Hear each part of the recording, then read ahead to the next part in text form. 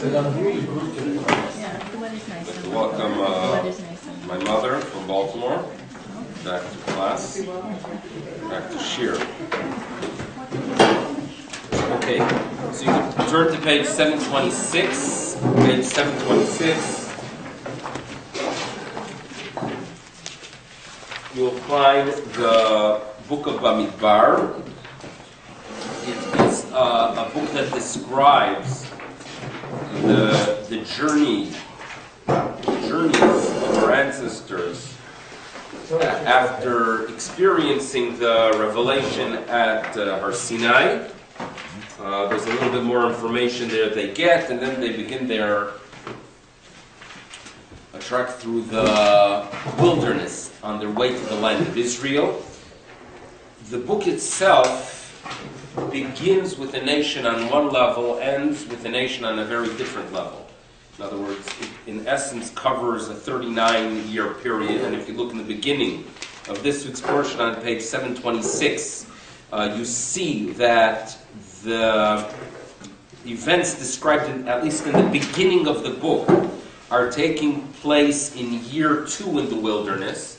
What's interesting to note is that afterwards, there is a description of a few events that took place in year 1.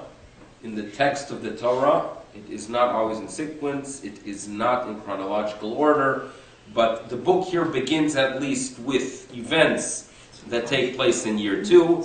There's a census, a very detailed census that is taking place in this portion. We are given the formation throughout the years in the wilderness. The Almighty wanted that they settle in a very specific manner, that they have specific tribes in specific areas. You have the tribe of the Levim right around the tabernacle, the Mishkan. And then you have the different tribes settling in different locations. You could find all that information in this week's portion. But I want to fast forward. I want to go ahead and actually take the last section, which talks about the census of the Levim, and it talks about the jobs, the description given on page 744, which is chapter 4. Chapter 4, we're going to be learning about the jobs given to the Levim. And you have to remember, there's something very interesting about our nation. We have the average shul you visit, we've discussed this. You will have most probably more Kohanim than Levim. You've traveled, you're right. You've seen that the Levim are a smaller group in general than Kohanim, in general. On the other hand, if you look at the numbers in the wilderness, there were basically 3 Kohanim and some 22,000 Levim. So how did that happen? Right? What happened from the 22,000? So it should be that for every Kohen, you have some 7,300 Levim. What went wrong? So there are a few explanations given. Now it is actually mentioned that when the northern tribes were exiled, so they protected the Kohanim more than the Levim. It is very common in many cultures that you protect the priest. So therefore, the Kohanim were saved in numbers far greater than the Levim. So that's the most rational explanation. There's actually a source for it in a verse in Divrei Hayamim. So that explains why, unfortunately, a big chunk of our nation was exiled. The Levim, many of them among them. The Kohanim, on the other hand, were protected in greater numbers. That's explanation number 1. Explanation number 2 is one you can't share if there are any Kohanim around. But there is a possibility that some of the Kohanim are not perhaps real Kohanim. Now don't tell this to anyone, right? But you don't have to assume it. But we do know stories of people that would come to town. No one, you could choose your new name. It was something quite incredible. That if you would move from shtetl to shtetl, there would be no way to trace who you are, what your background's about. You could come in with a new identity. And if you were upset of the fact that in your old shtetl they only gave you an aliyah once a year in Simchas Torah, and you were always jealous of the Kohen that he got called up every 3rd week. So bingo, you could come to the new town and claim, yeah, my name is Katz, I'm a Kohen actually. So I'm not saying that it happened often, and I don't think that that had a major impact on the numbers, but nevertheless, such events are indeed recorded. That aside, let's go ahead and analyze what the Levim were divided into 3 families. The 3 families were due to the fact that Levi, one of the 12 children of Yaakov, had 3 sons, and they were divided into the family of Kehat, the family of Gershon, and the family of Merari. And they were given jobs, very significant jobs. Throughout the years in the wilderness, the Jews were traveling from place to place. And it was a major schlep to make your way from one location to another location. And the Levim had an extra job that they were the ones in charge of carrying the items, carrying the planks, carrying the vessels, carrying all the accessories of the tabernacle, of the Mishkan. So if you are a Levi and you hear the blast of a shofar, or if you see the sign of a cloud that it is time to pack, so the first thing you do is you go and you stand by the Mishkan, and the pieces of the Mishkan were taken apart. Remember, this was a structure that was a temporary structure that can be built and can be taken apart, and it was done quite often throughout the 40 years in the wilderness. Levim wait until it was deconstructed, and then they go and a few of them had wagons for the larger beams. Other objects were carried on their shoulders, and that's how they walked through the wilderness. This is what we are told. It was a job that they valued, so the Levim traveled and schlepped, right? They didn't travel light. They traveled with items of weight, and this is what we are told here. Chapter 4, page 744. Vaydaber Hashem el Moshe ve'la'aron. And he tells them, listen, we got to organize these Levim. They got to start working. So what you got to do is take a census of the sons of Kehat. And this begins from age 30 when they begin the work. It seems to be that the first 5 years, at age 25, they begin the process of preparing themselves, studying the laws of what they will be performing. At age 30, they actually begin the work. The family of Kehat, for example, they have to go ahead and carry specific items, and everything is described in detail, what they carry, what they take, and that's how the portion ends. Now, turn to the last 3 verses of this week's portion on page 746, okay? And here we go. This is going to be our main discussion and our main focus. Vaydaber, this is verse 17, bottom of page 746. Vaydaber Hashem el Moshe ve'la'aron lemor. Hashem spoke to Moshe and Aaron, saying, Al tachritu et shevet mishpachot ha-kehati. Have an awareness not to let the tribe of Kehat, the families of the Kehat, be cut off from among the Levim. It seems to be that they were involved in something that was very holy. And if it was very holy, there is a concern that due to the spiritual significance of the items that they will be handling, there has to be awareness. The Almighty might punish them for not behaving appropriately with those sacred vessels. So therefore, verse 19, Vezot asu, family of Kehat, tune in. This is what you shall do, V'chayu v'lo yamutu, and by doing it, they're going to live, they're not going to die. Begishtam et kodesh HaKodeshim, when they go ahead and they approach to the Holy of Holies, because remember, these Kehatim are actually going to be carrying the Holy Ark. They're going to be carrying the Holy Ark. It's a very significant vessel because it contains within it the Luchot, the handwork of God. Very significant.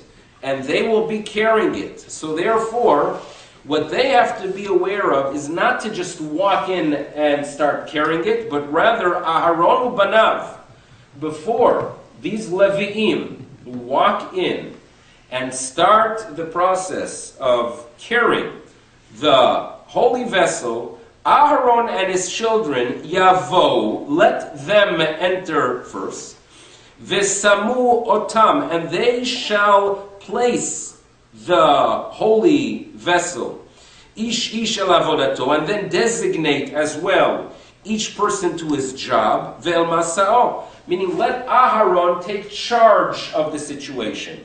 As we will see, Aharon and his children will conceal. They had these coverings for the holy ark. The coverings, they don't carry them, not like by Indiana Jones, that they were carried where you could actually see the ark. There was some kind of covering over the holy ark. The covering was done by Aharon and his children. Only after it was concealed, they would give a green light for the Levim and say, okay guys, now you could start carrying. Like with movers, you have packers, and then you have actual movers, right? We moved a lot as children. And we had one day you had the packers that would come in. They would go ahead and pack everything up, and the next day the movers would come. So the Kohanim would be the ones that would pack, not the Green Bay ones, and the Levim would be the movers. Now, last verse in this week's portion, Velo Yavo, and what we have to be careful with, and what you must be aware of, is that the Leviim, I'm reading this verse the way the rabbinic authorities read this verse. Velo Yavo, and they, the Levim, shall not come, lirot, to see, kivala et hakodesh, as the holy is being inserted. They shall not see the holy objects being inserted into their containers, into their wrappings. And by allowing the Kohanim to do the wrapping, and by them only doing the carrying, then everything will be work as it should, because if not, vametu. In other words, if they don't follow what was ordered here, but rather the Leviim walk in and they see the holy objects before they are concealed. Kibala'a, when you swallow something, it is concealed, right? So if they walk in before the holy objects are concealed, that is not good. Vametu. That is what we are told. So what we have right here is as follows: that Kohanim have their job, Leviim have their job. The Levim carry the objects from place to place, and the Kohanim are the ones who could actually see the holy vessels and conceal them. Now, the Leviim carrying, if you read Tanakh, you'll note that there are times that the Kohanim carry the holy ark. For example, when they cross the Jordan River. And we do find that in Israel, when they had to move the holy ark from place to place, we find the Kohanim doing it. The Rambam Maimonides was of the opinion that Levim carrying was only a requirement in the wilderness, when the Kohanim were a very small group. But as their numbers increased, as the Kohanim increased from 3 to many, so the job of carrying was transferred to the Kohanim. Nachmanides disagrees, and he says that carrying belongs specifically to the Levim. That is what they are doing. Now, the question I want to deal with is, if there is such a concern that the Levi might see the holy ark when it is uncovered, it can have a damaging impact on him due to the great amount of spirituality that exists within this vessel. My question is, why are we not concerned about the Kohanim? Why specifically do we have this awareness that Levim, and of course others as well, should not? Kohanim are fine. Question number one. Question number two.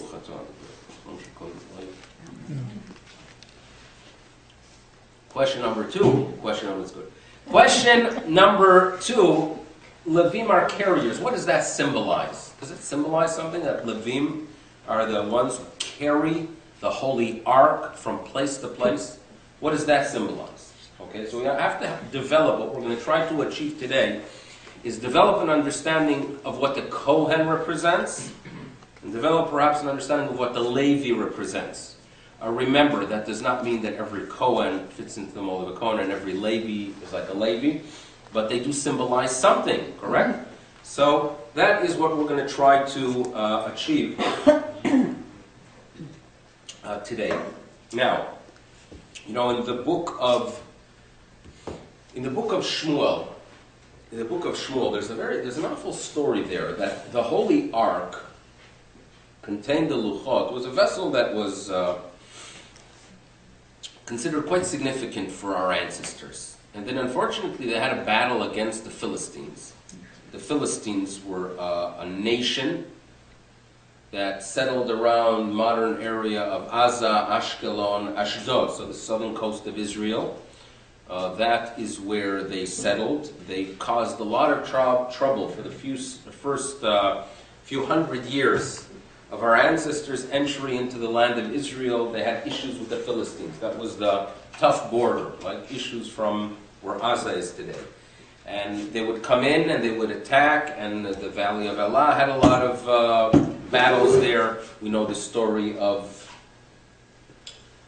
Samson, David. So many of our leaders had to deal with the Philistines. So they went to battle with them in the beginning of the book of Shmuel. And guess what they took with them to the battle to protect themselves? The Holy Ark. In other words, they believed that they're going to have God on their side. How do you have God on your side? All you got to do is take the Holy Ark. So this is a little bit of a primitive approach, because God on your side is behavior, right? To go just take a vessel and believe that by having a little bit of a vessel, or by hanging, a mezuzah from the necklace mezuzah, it could be a nice thing as a reminder, but it cannot become your whole essence of Judaism. That my whole essence of Judaism is the fact that I have a little necklace that says Chai. It's behavior. Right? It's an attitude. It's a way of looking at life, at people, valuing society. There are so many more things that Judaism is about, but it's much easier, right, to take one symbolic thing, a specific type of garb or color of a hat, and that is my Judaism. There's much more than it. So this is what's happening with our ancestors. They're going out to battle. They have the Holy Ark, but the enemies come and attack, and they turn around and make their exit. And what do they leave in the field? The Holy Ark. So the Holy Ark is captured by the Philistines. Now, the Holy Ark actually has significance, and therefore, when it is there by the Philistines, they have a lot of tsaras from it. They got illnesses, and the Philistines are superstitious, or perhaps they are picking up vibes that's not such a good zach, that if you want to go ahead and steal things from the Jews, right, there are other things you could take, right? There are art, their technology, but to go ahead and take their Holy Ark was not a good idea. So the elders get together, they had a board meeting, and they voted to eventually return it. How long was the Holy Ark in captivity? 7 months. Now can you imagine 7 months that this vessel that contains within it, right, an artifact that was given by the Almighty to the people of Israel, symbolizes their bond by their enemy? I mean, it's devastating to them. Devastating, 7 months. Now, the Philistines decide that they have to send it back. They have a discussion of what's the best way to send it. They place the ark on animals, and they allow the ark to make its journey without people on these animals towards the land of Israel. Fine. So we are told that this procession with shtei parot, 2 cows, is making their way into the land of Israel. And they come up to a place called Derech Bet Shemesh. Derech Bet Shemesh. So we assume that the Bet Shemesh is somewhere in that region. Makes sense. It's making its way towards Jerusalem, and it's coming from the coast. And the locals in Bet Shemesh, the Jews, are busy at that time because it is during the harvest of wheat. Okay, so imagine yourself. You're standing there. You're standing in the field, your sickle harvesting wheat, and you look up. Vayisu et enehem. They look up, and lo and behold, what do they see? Vayiru et ha'aron. and they see the holy ark. Vayismechu lirot. They were happy. They were happy. In other words, all they do is they're busy working, they look up. It doesn't say they stopped. It doesn't say that they went ahead and started dancing and welcoming it as an achnasa sefer Torah. But they rather just looked up and said, oh, that's wonderful. And they continued working. So the text tells us that the Almighty wasn't so happy with their behavior. Now what did they do again? They looked up as they are working in the fields. So we are told, Vayach be'anshe Bet Shemesh.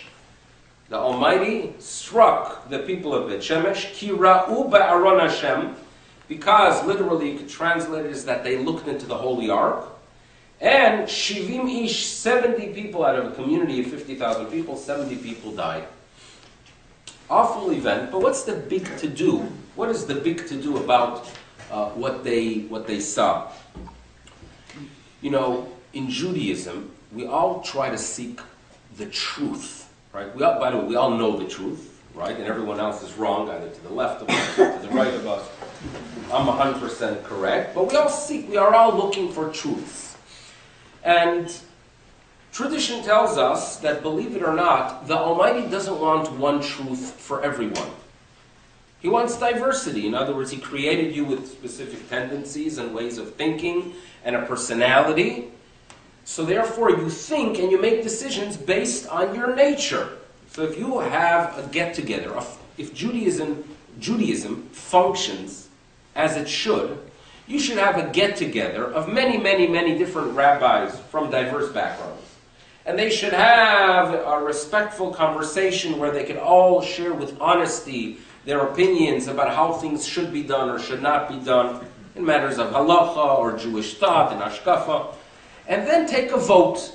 And if the majority sees that one way is appropriate, that's what Judaism should be.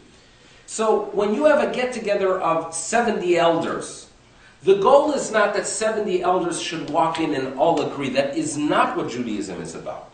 Judaism is about you have 70 elders who disagree. And if they all agree, you have a problem. They should disagree with respect and out of a conversation and have the ability to see the other person's view of the matter. And then they could go ahead and figure out the truth.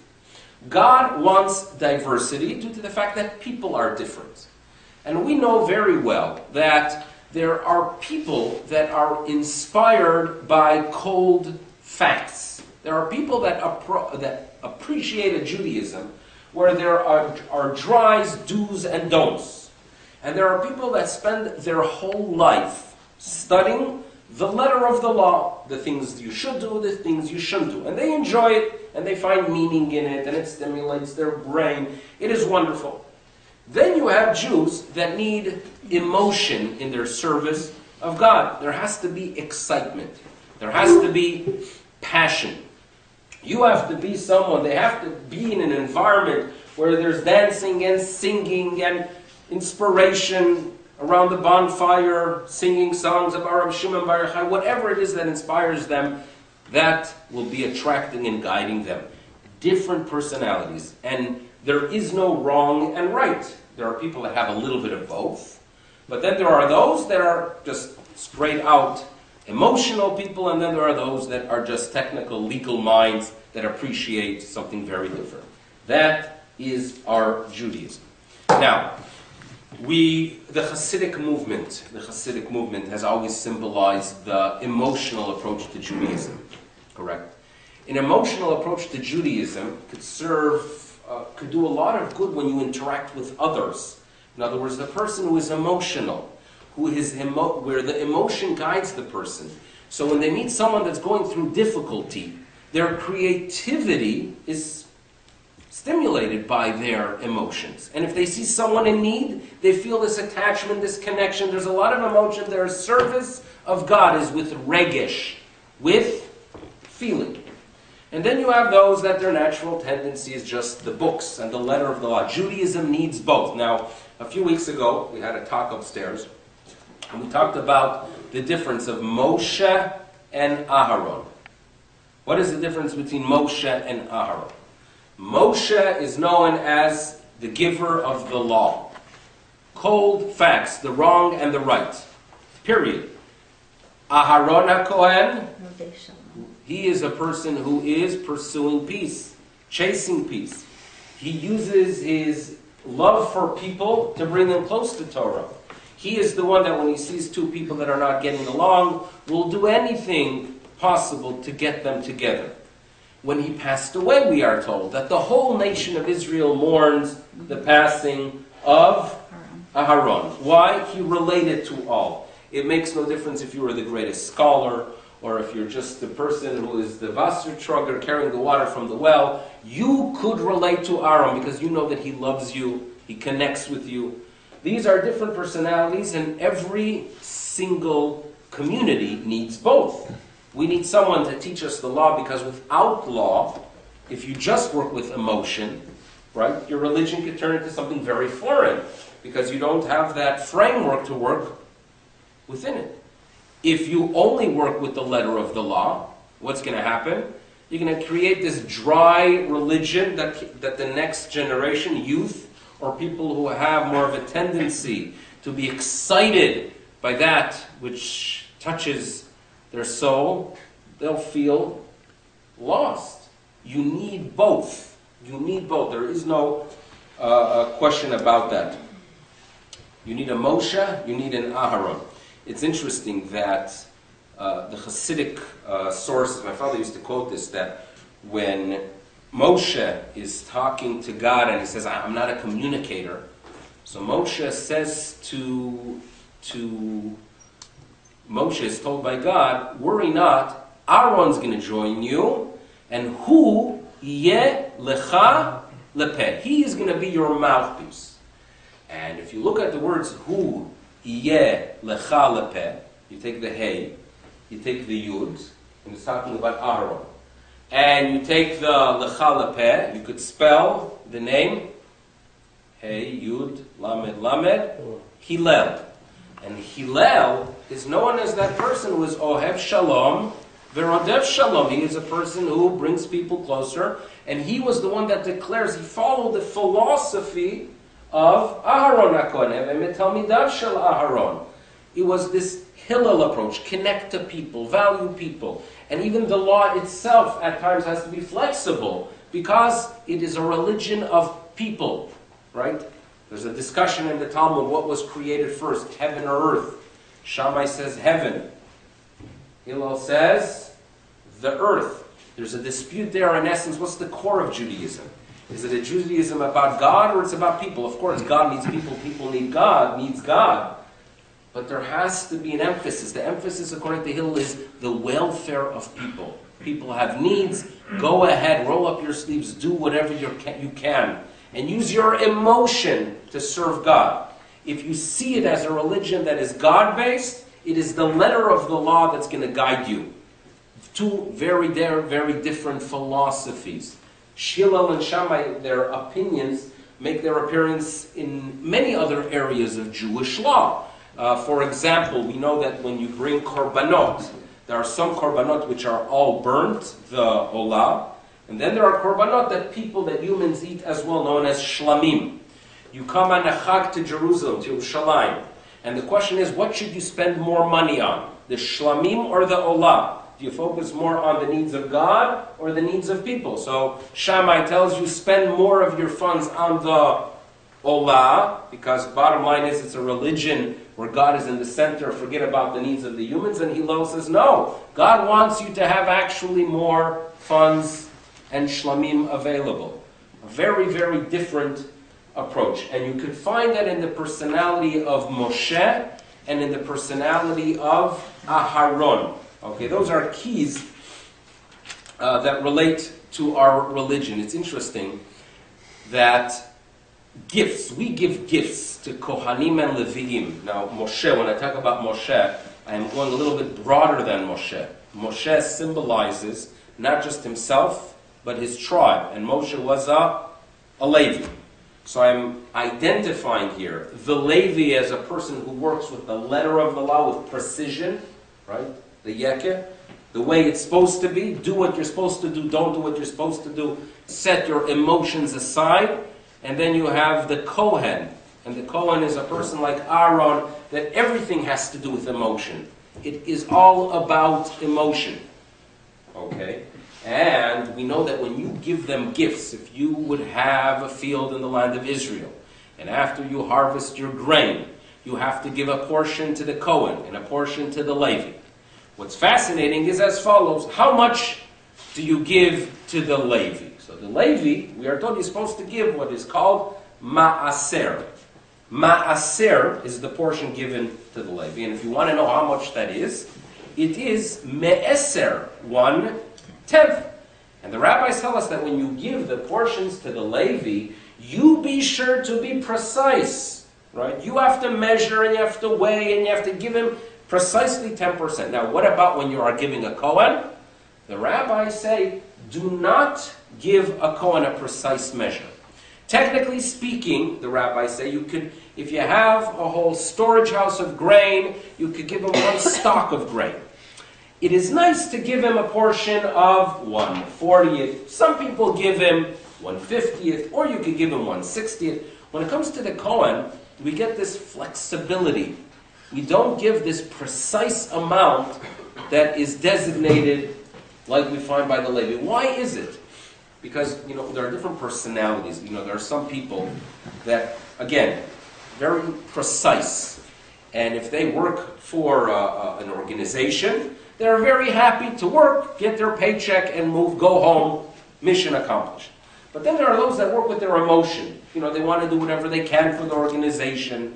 They want to, go well beyond what is way beyond what's required from them. They put their heart into it. For them, if they would be only getting a precise amount for their service, they would feel a detachment because they are people of emotion. They don't want to they don't want to receive with precision. They want to receive what they feel is appreciation from others. You cannot tell the Israel, give the Kohen a precise amount, because then you go ahead and make it just as something that's technical. The Kohen wants to feel that the person giving is giving with his heart. And therefore, the Torah tells us, you want to give to the Kohen, there's no required amount. You go ahead and work with your feeling. It's a person of emotion. When a person gives with emotion, you give them, you return to them with emotion as well. Very, very different natures between the Kohen and the Levi, the Moshe and the Aharon. That's what we have to understand. Now, when we read about this week's portion, and we read that the Kohanim are the ones that are supposed to conceal the holy vessels, and not the Levi'im. The Kohanim are the ones that are supposed to conceal the holy vessel. And we know that seeing a holy vessel, if you see the holy vessel, and you do not act appropriately, right, you could be punished. As we saw in the book of Shmuel, they saw it. What did they do? They were happy. And they got punished. What did they do wrong? What was lacking in their service? So if you read the verse, you see that they just continued. They were happy, but they did not let their emotion take over. They simply did their work. They were standing in the fields, right? The Holy Ark returns after 7 months from the hands of the Philistines. It returns, and if they would be serving with emotion and excitement, they would obviously drop what they were doing, run forward, show excitement. When you see a holy vessel, you have to be sure that it has an impact on you. There's a Hasidic story that a Chassid went to visit the Reb Nachman from Breslov. And he comes into Reb Nachman, and this is mentioned in the Chashuv Sfarim and Hasidic sources, and he saw him wearing his talis and tefillin and drinking coffee. That's what's mentioned. Okay. By the way, another source that Reb Nachman was drinking coffee. The Chassid saw, went home, and from that day on, he would put on his talis and tefillin and drink coffee. And he was asked why. He said, I saw Reb Nachman doing it. So among the Chassidim, they share that as a story that indicates a lacking on how you are supposed to observe things. In other words, the true chassid is supposed to go and see how devoted Reb Nachman is, right? That he is always thinking of God, and even when he's holding a cup of coffee, you see that he is thinking about the Ribono Shel Olam. So the proper message should have been to keep excitement and emotion and see devotion of God, find God and everything. Don't take the precise behavior, don't learn from the precise and exact behavior, but rather learn from the attitude. That's how you are supposed to learn from it. When you have when you have a fire, and you want to go ahead and kindle one candle from the other, the fire you take is not going to have the exact shape and form as the fire on the original candle. It will have its own excitement. That is what you're supposed to learn from Reb Nachman. His devotion about his avodas Hashem, the detail that he happened to be drinking coffee with talis and tefillin, that's not significant. Use your emotion. When you see things that are extremely holy, be sure that it is your emotion that is there. Without emotion, it can be very harmful. Okay, I saw a holy vessel. Yes? How does this fit with the story in Shmuel also? I don't remember who it was holding, they were taking the Mishkan on a wagon from Uzzah, right. And he was holding it, and it went over a stone, and the Mishkan was about to fall on the ground, and who was this? Uzzah. So Uzzah grabbed onto it to hold it, and he died as a result of touching the Mishkan. Okay, now, it's interesting that when they talk about the attribute of justice, in other words, we always view God as also being a being that has both elements. In other words, he is a God of law, but he's also a God of mercy, right? There's din and there's rachamim. And that's how we work with God. We understand that there's a letter of a law. We try to the best of our ability to follow it. But we know very well that there's an emotional attachment that we have with him, that even after we violate the law, God is not saying, you know what, I had enough with you, right, goodbye. But God says, okay, let's try to work things out. There's both attributes exist. What's interesting is that when they talk about the attribute of mightiness, which is the attribute of law, the word oz appears in it as well. Oz. Oz represents mightiness. People that are the people of precision. So the simple reading of Uzzah, the way the rabbis tell us, is that he should have known that the Holy Ark on its own could balance itself. In other words, he was lacking of an understanding of the significance of the Holy Ark, that it doesn't need humans to take care of its balance. That's the basic understanding. But it could also be the idea that he was Mr. Oz, Mr. Attribute. He was like the Levi philosophy, that he wasn't touched by it emotionally. He did not let his emotion take charge of the event.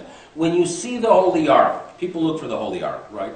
If you happen to see it, be sure that you allow your emotions to have a complete impact on you. Because if you see something extremely significant, holy, great, and you just let the letter of the law dictate, okay, does the halacha say that I have to jump up and down?